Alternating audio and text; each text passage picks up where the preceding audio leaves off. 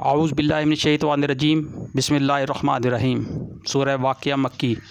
جب وہ ہونے والا واقعہ پیش آ جائے تو کوئی اس کے وقوع کو جھٹلانے والا نہ ہوگا۔ وہ تہ و بالا کر دینے والی آفت ہوگی۔ زمین اس وقت یک بارگی ہلا ڈالی جائے گی اور پہاڑ اس طرح ریزہ ریزہ کر دیے جائیں گے کہ پراگندہ غبار بن کر رہ جائیں گے۔ تم لوگ اس وقت 3 گروہوں میں تقسیم ہو جاؤ گے۔ دائیں بازو والے، سو دائیں بازو والوں کی خوش نصیبی کا کیا کہنا، اور بائیں بازو والے تو بائیں بازو والوں کی بد نصیبی کا کیا ٹھکانہ، اور آگے والے تو پھر آگے والے ہی ہیں، وہی تو مقرب لوگ ہیں۔ نعمت بھری جنتوں میں رہیں گے، اگلوں میں سے بہت ہوں گے اور پچھلوں میں سے کم۔ مرصع تختوں پر تکیے لگائے آمنے سامنے بیٹھے ہوں گے۔ ان کی مجلس میں عبدی لڑکے شراب چشمہ جاری سے لبریز پیالے اور کنٹینر اور ساغر لیے دوڑتے پھرتے ہوں گے، جسے پی کر نہ ان کا سر چکرائے گا نہ ان کی عقل میں فطور آئے گا۔ اور وہ ان کے سامنے طرح طرح کے لذیذ پھل پیش کریں گے کہ جسے چاہیں چن لیں، اور پرندوں کے گوشت پیش کریں گے جس پرندے کا چاہیں استعمال کریں، اور ان کے لیے خوبصورت آنکھوں والی حوریں ہوں گی، ایسی حسین جیسے چھپا کر رکھے ہوئے موتی۔ یہ سب کچھ ان اعمال کی جزا کے طور پر انہیں ملے گا جو وہ دنیا میں کرتے رہے تھے۔ وہاں وہ کوئی بہودہ کلام یا گناہ کی بات نہ سنیں گے، جو بات بھی ہوگی ٹھیک ٹھیک ہوگی۔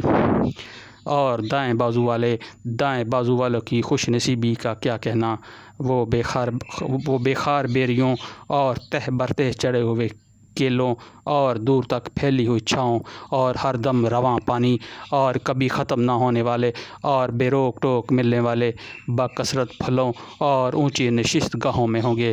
ان کی بیویوں کو ہم خاص طور پر نئے سرے سے پیدا کریں گے اور انہیں باکرہ بنا دیں گے، اپنے شوہروں کی عاشق اور عمر میں ہم سن۔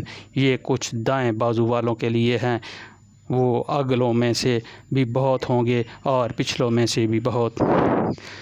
اور بائیں بازو والوں کی بد نصیبی کا کیا پوچھنا، وہ لو کی لپٹ اور کھولتے ہوئے پانی اور کالے دھوئیں کے سائے میں ہوں گے، جو نہ ٹھنڈا ہوگا نہ آرام دہ۔ یہ وہ لوگ ہوں گے جو اس انجام کو پہنچنے سے پہلے خوشحال تھے اور گناہ عظیم پر اصرار کرتے تھے، کہتے کہ ہم جب مر کر خاک ہو جائیں گے اور ہڈیوں کا پنجر رہ جائیں گے تو پھر اٹھا کھڑے کیے جائیں گے، اور کیا ہمارے باپ دادا بھی اٹھائے جائیں گے جو پہلے گزر چکے ہیں۔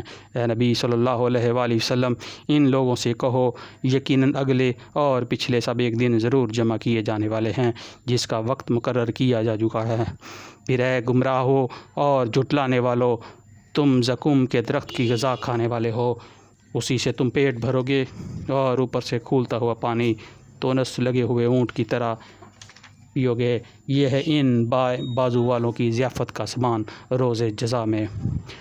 ہم نے تمہیں پیدا کیا ہے، پھر کیوں تصدیق نہیں کرتے؟ پھر تم نے غور کیا یہ نطفہ جو تم ڈالتے ہو، اس سے بچہ تم بناتے ہو یا اس کے بنانے والے ہم ہیں؟ ہم نے تمہارے درمیان موت کو تقسیم کیا ہے، اور ہم اس سے عاجز نہیں ہیں کہ تمہاری شکلیں بدل دیں اور کسی ایسی شکل میں تمہیں پیدا کر دیں جس کو تم نہیں جانتے۔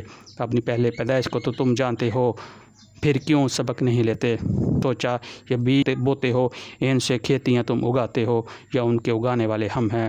ہم چاہیں تو ان کھیتیوں کو بھوس بنا کر رکھ دیں اور تم طرح طرح کی باتیں بناتے رہ جاؤ کہ ہم پر تو الٹی چٹی پڑ گئی، بلکہ ہمارے تو نصیب ہی پھوٹے ہوئے ہوں گے۔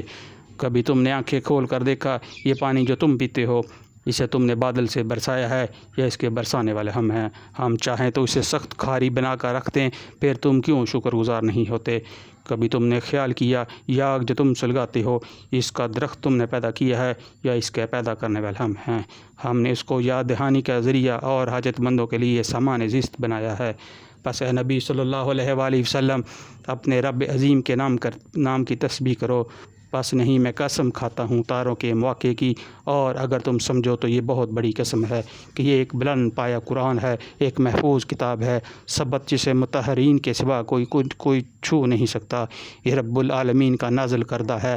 پھر کیا اس کلام کے ساتھ تم بے اعتنائی برتتے ہو اور اس نعمت میں تم اپنا حصہ رکھا ہے کہ اسے جھٹلاتے ہو؟ اب کسی کو محکوم نہیں ہو اور اپنے اس خیال میں سچے ہو۔